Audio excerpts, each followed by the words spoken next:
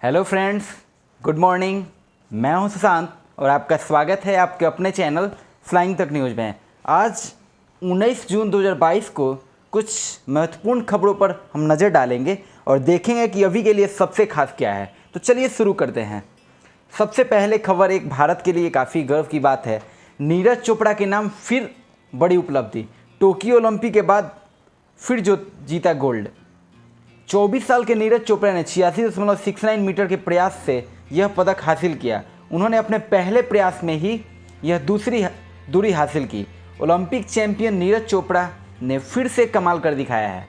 नीरज चोपड़ा ने 4 दिन में दूसरी बार ग्रेनाडा के मौजूदा विश्व चैंपियन एंडरसन पीटर्स को पछाड़कर फिनलैंड के कोर्टाने खेलों में भाला फेंक स्पर्धा में सत्र का पहला स्वर्ण पदक हासिल किया।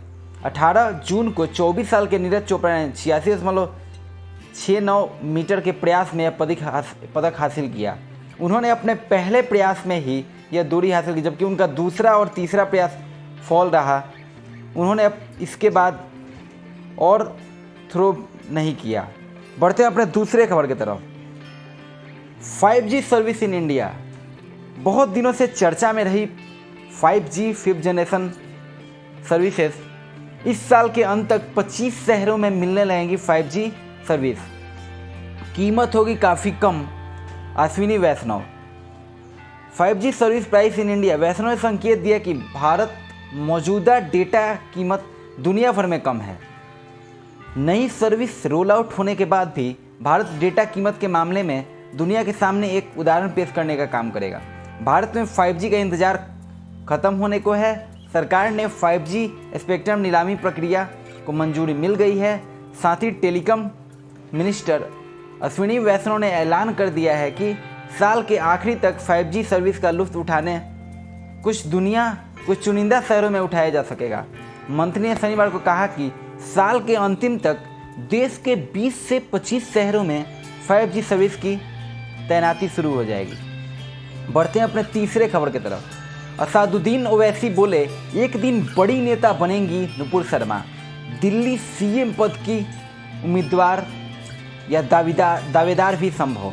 पैगंबर मोहम्मद के खिलाफ भड़काऊ बयानबाजी करने वाले नुपुर शर्मा को लेकर एआईएमआईएम प्रमुख असदुद्दीन ओवैसी ने बड़ा बयान दिया। उन्होंने आशंका जताई कि भाजपा ने भले ही नुपुर शर्मा को पार्टी से सस्पेंड कर दिया है, लेकिन जल्द ही उन्हें एक बड़ी नेता के रूप में प्रोजेक्ट किया जाएगा और यह भी हो सकता है कि भाजपा नेता नुपुर शर्मा को दिल्ली में सीएम पद का उम्मीदवार भी बना दे।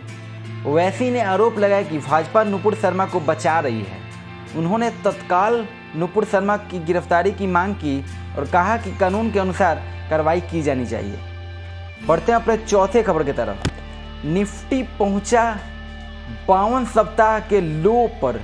नए निवेशक मार्केट की 6 जरूरी बातें सीखकर फायदे में रहेंगे। दिग्गज निवेशक राकेश झुनझुनवाला हो या कोरोना काल में पैदा हुआ निवेशक, सबका पोर्टफोलियो घाटे में है। बाजार में मंदी में की भी आशंका व्यक्त की जा रही है। ऐसे सवाल आता है कि नए निवेशक क्या करें। सबसे पहला, कंपनी को पहले समझे फिर निवेश करें। दूसरा, पोर्टफोलियो कैसा होना चाहिए।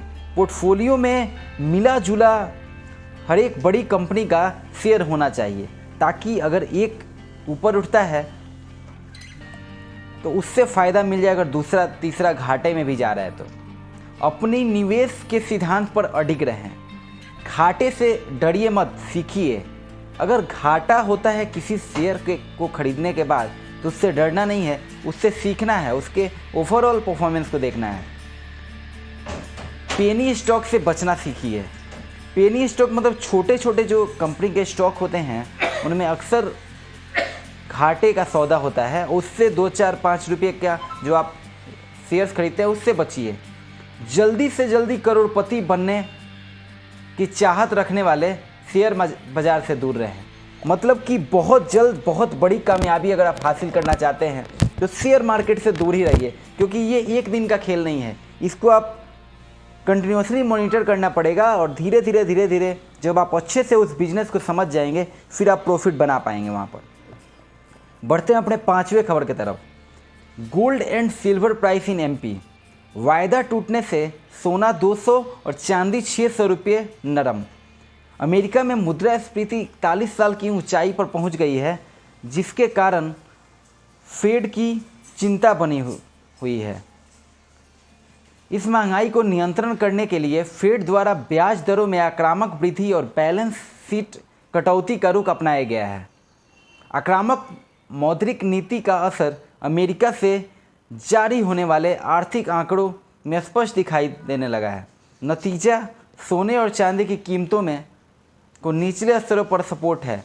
घरेलू वायदा बाजार में सोना 1%, चांदी में 0.40% की गिरावट रही। हालांकि सोने की कीमतें निचले स्तर से सुधरकर 51,100 प्रति 10 ग्राम है, वहीं चांदी के भाव 61,700 रुपये प्रति किलो पर कारोबार करते दिखे। तो ये रही आज की महत्वपूर्ण 5 खबरें। आपको ये कैसा लगा हमें ज़रूर बताइए, और हमारे वेब पोर्टल से अवश्य जुड़े ताकि सबसे पहले आपको खबर मिले, और हमें सुझाव कीमती फीडबैक देना ना भूलें। और अगर अभी तक हमारा चैनल सब्सक्राइब नहीं किए तो ज़रूर सब्सक्राइब करें। धन्यवाद।